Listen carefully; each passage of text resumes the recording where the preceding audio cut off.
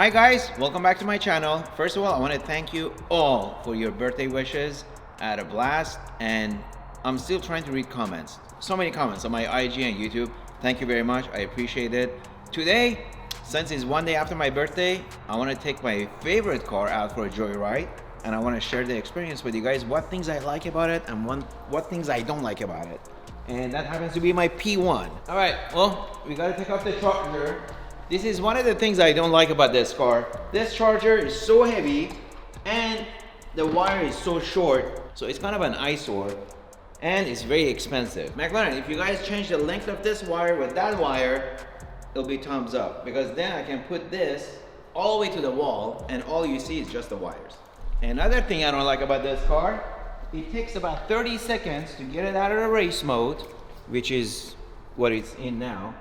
And because the left will not work until you're out of race mode. So there goes 30 to 40 seconds of your day. Oh wait, I think I may have to move the Chiron.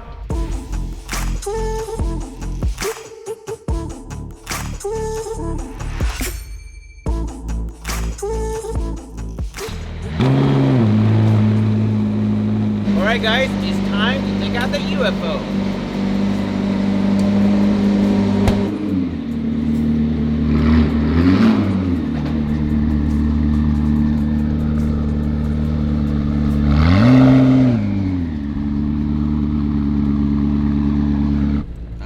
Let's go for a ride.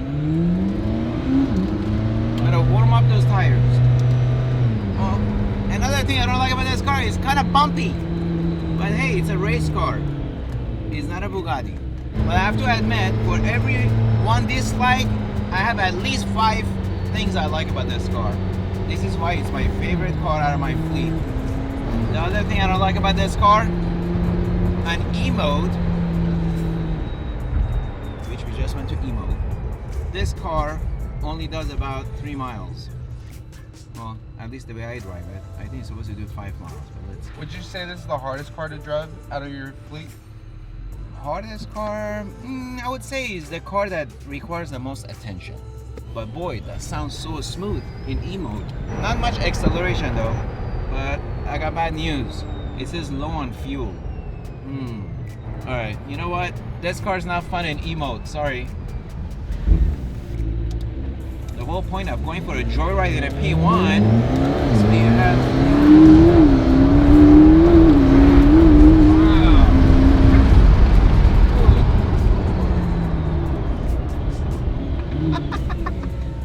Wow. Wow.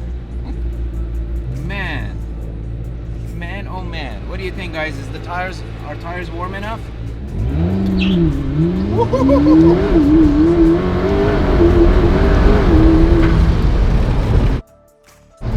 Don't put that in there. Oh my god. Oh my god. Gets you every time, huh? Every single time. You know what? And then I drive the Bugatti or the Pagani. I'm like, wow, this is the best car ever. And then every time I get into P1, I know without a doubt, nothing else can top it. At least nothing in my fleet. Woo! And it's so compact. A lot of the comments say that like you act like this is like your first time driving the car, but you were just genuinely this excited. Oh, I am. What do you think? I am surrounding myself with these cars. Let's talk about things I love about this car. Acceleration.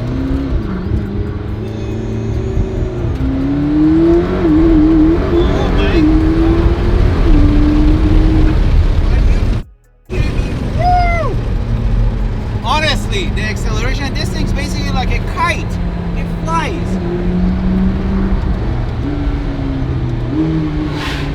Woo. Wow. Guys, no joke. This car makes you sweat real quick. Alright, let's slow down, talk about other things I like about the car. I love the experience of being in the cockpit. It's very compact. You get a lot of noise, movement, you hear everything, and you basically don't feel claustrophobic because it's all glass roof, so you get tons of light in.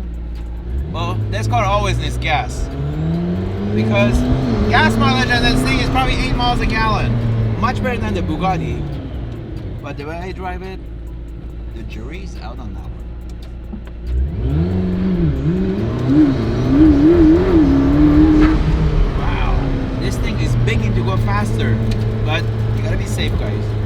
I love about this car, aside from performance, is the design. When this car first came out, a lot of people were kind of disappointed with the front, especially on the hood design, how it carves in. But for me, it was love at first sight. This car, it looked like a UFO, and it's still to this day, you'll know a P1 when you see one. So different than any other car, especially the rear.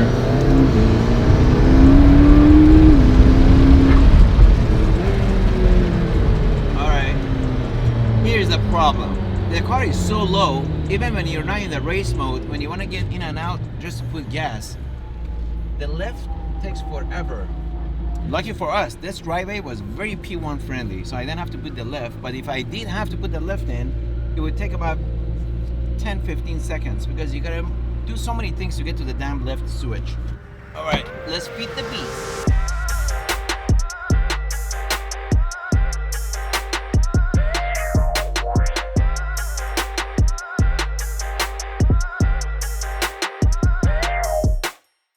Another thing I like about this car, it's got a small tank which suits my pocketbook when every time I refill it, but that means you gotta visit the gas station more frequently. See, 46 bucks, guys. If it was a Bugatti, it'd be $250. What do you think, Nate? I think you can do it. Super scary. Yeah, as long as you go way over there. Yeah. That was close. And as soon as you hit 50 miles an hour, the front lift will automatically go down, which is nice considering how many steps you gotta do to get the damn thing up.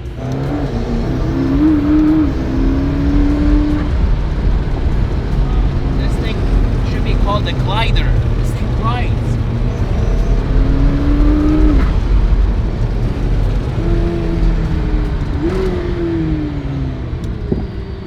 There goes my cell phone. Second time you lost your phone in this car. Yeah, this is the fastest way to lose your phone in this car. Literally, there is no place for you to put your phone.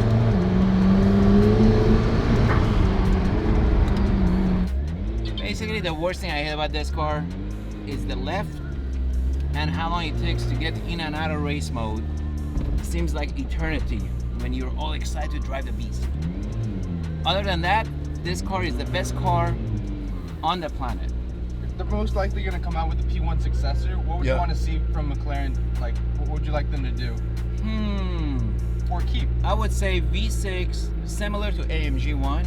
V6 Formula 1 engine, 4 motors, instead of, I think this one has 2, if I'm not mistaken. And obviously, you know, a little more aggressive on the wing and aero. Obviously, with the 4 electric motors, I'm referring to having 4-wheel steering instead of rear wheel, because that's the only way you get traction.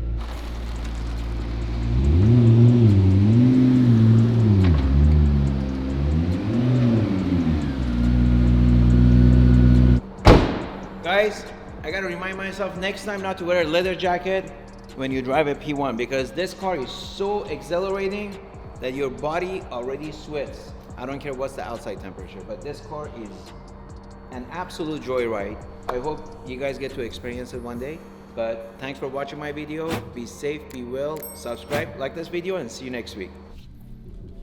People always ask me how I made my money. You see the Bugattis, Paganis, and McLarens, I've got it all from doing real estate. I've been doing that for 30 years. Buying, selling over $800 million.